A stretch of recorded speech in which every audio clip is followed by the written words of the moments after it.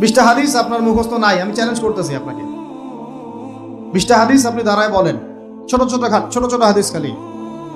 যেমন عن أمير المؤمنين عمر بن الخطاب رضي الله عنه قال قال رسول الله صلى الله عليه وسلم إنما الأعمال بالنيات وإنما لكل امرئ ما نوى فمن كانت هجرته إلى الله ورسوله فهجرته إلى الله ورسوله ومن كانت هجرته إلى الدنيا يصيبها أو امرأة يتزوجها فهجرته إلى ما هاجر إليه। এরকম ছোট আপনি আমাকে 20টা হাদিস শুনান, যারা 20 বছর পড়াশোনা করেছেন জেনারেল লাইনে, দাঁড়ান দেখি কার সাহস আছে।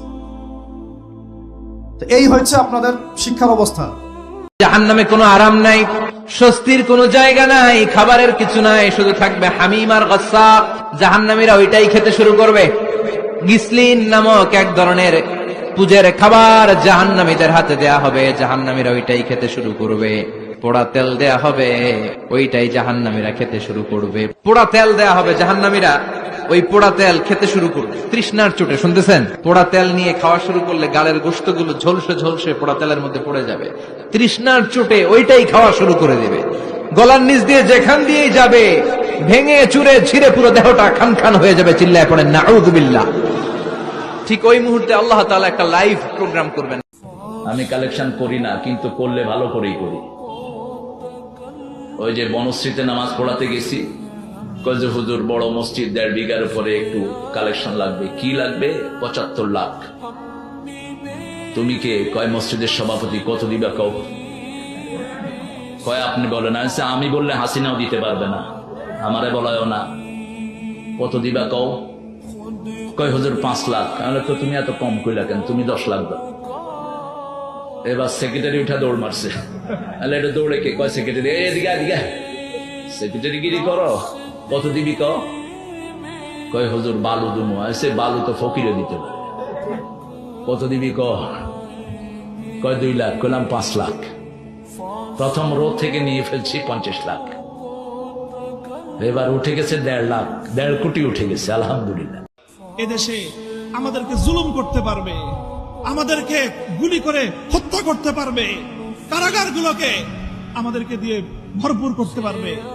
বাংলাদেশে কারাগারের সর্বমোট আসন হলো 70,000। কয় হাজার?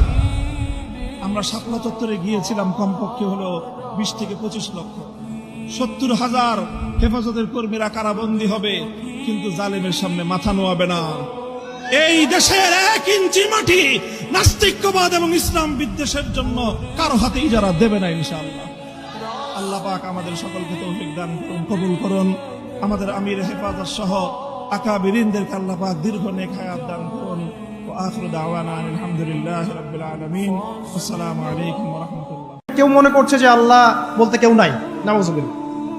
এই মহাবিশ্ব সৃষ্টি হয়েছে বিগ ব্যাং থেকে, কেউ সৃষ্টি করে নাই। তোমরা এগুলো পড়ো না সায়েন্সে? হ্যাঁ। তারপরে মহাবিস্ফোরণের মধ্য দিয়ে অটোমেটিকলি এটা এভাবেই সৃষ্টি হয়ে গেছে। পৃথিবী ঘুরছিল, প্রথমে উত্তপ্ত ছিল, তারপরে আস্তে আস্তে ঠান্ডা হলো, পরে হঠাৎ করে ওখানে প্রাণ চলে আসলো। হ্যাঁ, তারপরে কোথা থেকে জানি মানুষ আসলো, তারপর মানুষ গাছের ছাল বাকল করে থাকতো, বন জঙ্গলে ঘুরতো আর পশু শিকার করতো। সব বোগাস কথাবার্তা, মিথ্যা কথাবার্তা। এগুলো একটা কথার সাথে কোরআন সুন্নাহর কোনো মিল নাই। এই প্রত্যেকটা কথা পশ্চিমা সভ্যতা থেকে এখানে আসছে। এই প্রত্যেকটা কথা কোরআন সুন্নাহ বিরোধী। মানুষ না কখনো গাছের ছাল পাতা পরে ছিল, আর না কখনো বন্য প্রাণীর মতো জীবনযাপন করত। মানুষ সৃষ্টির শুরু থেকেই সভ্য ছিল। আল্লাহ রাব্বুল আলামিন আদম আলাইহিস সালামকে কি নগ্ন করে পৃথিবীতে পাঠিয়েছিলেন? তাকে পোশাক দিয়েছেন, তাকে কৃষিকাজ শিক্ষা দিয়েছেন, তাকে জীবন উপকরণ শিক্ষা দিয়েছেন, ওয়াহির জ্ঞান দিয়েছেন। আশাদ্দু হায়াআন মিনাল আযরা ফি খিদরিহা। যেই মেয়েদের বিয়ে হয় নাই, এমন ভার্জিন নারী, কুমারী নারী যারা পর্দার ভেতরে অনেক লাজুক হয়ে বসে থাকে, বিশ্বনবী পর্দার আড়ালে ওই কুমারী নারীদের চাইতেও বেশি লাজুক ছিলেন। এত লাজুক ছিলেন, লজ্জা পেলে চেহারাটা বিশ্বনবী লাল হয়ে যেত। ছোট্টবেলায় হালিমাতুস সাদিয়ার বাড়িতে যখন দুধ খেতে গিয়েছিলেন, বিশ্বনবীর দুধমা হালিমাতুস সাদিয়া বলে, এই কুরাইশি মুহাম্মদ ছেলেটাকে কখনো কাঁদতে দেখি নাই।